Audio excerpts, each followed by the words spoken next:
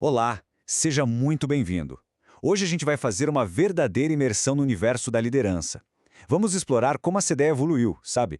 Desde aquelas teorias mais antigas que tentavam encontrar o líder nato, até chegar nas visões mais modernas que falam sobre autenticidade e propósito.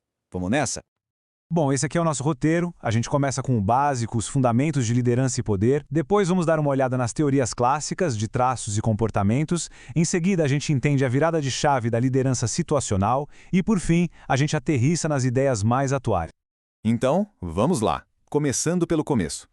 Para a gente poder discutir as teorias mais complexas, primeiro a gente precisa alinhar os conceitos básicos.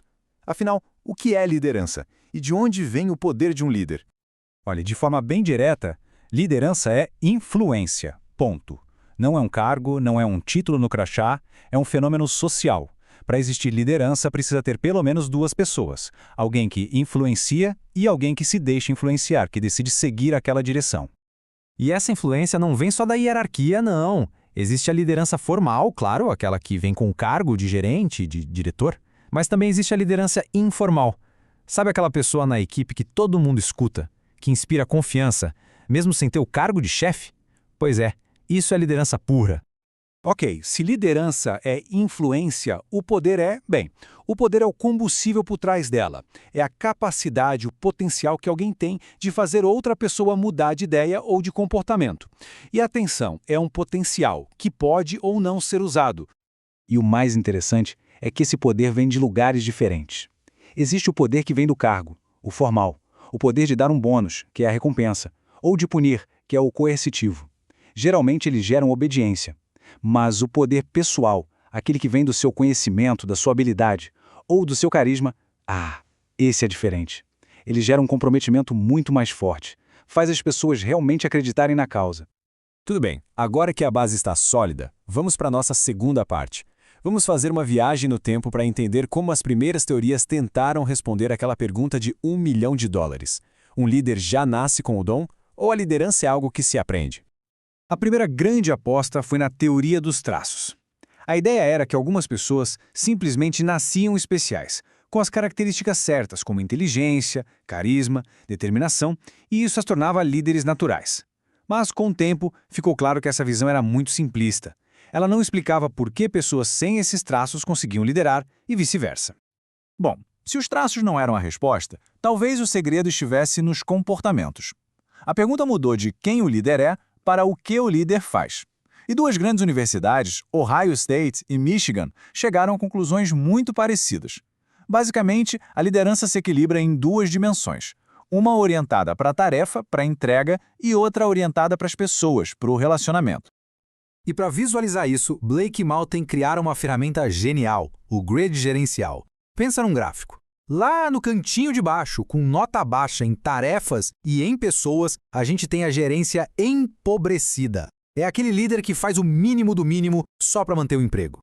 Agora, se a gente sobe no eixo das pessoas, mas continua com baixo foco nas tarefas, a gente chega na gerência clube de campo. O líder aqui é super gente boa, cria um ambiente ótimo, mas os resultados que são bons acabam ficando em segundo plano. Do outro lado, com foco máximo na produção e quase nada nas pessoas, temos o estilo autoridade e obediência. Aqui, o que importa é a meta, a eficiência, o resultado a qualquer custo. As pessoas são vistas como ferramentas para atingir esse fim. O clima, coitado, fica bem pesado. E, finalmente, no canto superior direito, o ponto ideal do modelo, a gerência de equipe. É o líder que consegue a nota máxima nos dois eixos.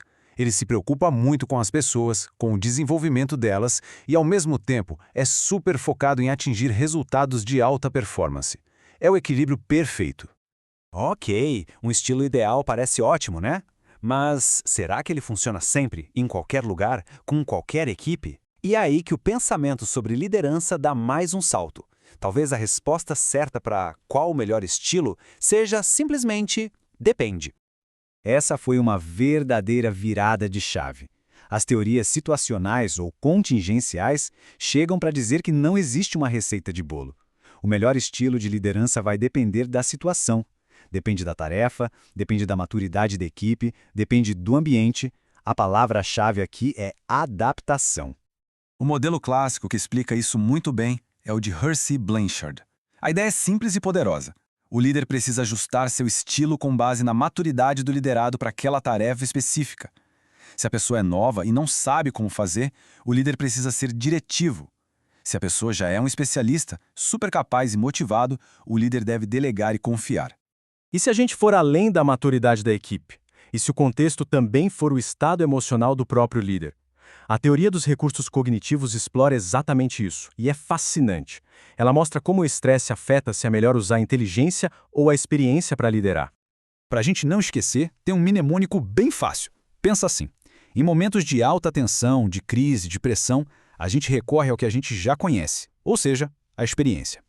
Agora, em momentos de baixa tensão, com tempo para pensar e planejar, a inteligência tem espaço para brilhar e criar soluções inovadoras. E assim a gente chega na última parte da nossa jornada, as teorias mais modernas. Aqui o foco sai um pouco do comportamento e do contexto e vai para um lugar mais profundo. A gente vai falar de inspiração, de valores e de propósito.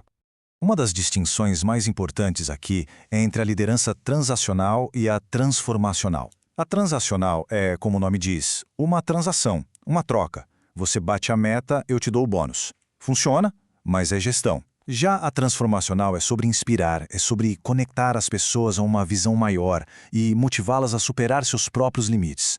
Não pela recompensa, mas pelo propósito. E talvez a teoria mais poderosa dos nossos tempos seja a da liderança autêntica.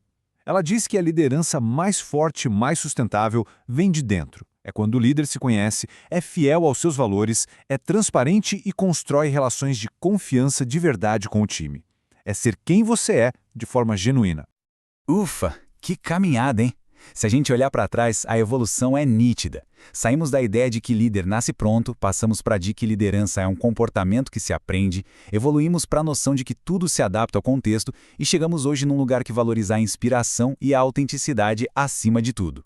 E eu gostaria de terminar com uma reflexão. Depois de ver toda essa evolução, qual tipo de liderança a gente acredita que o mundo mais precisa hoje?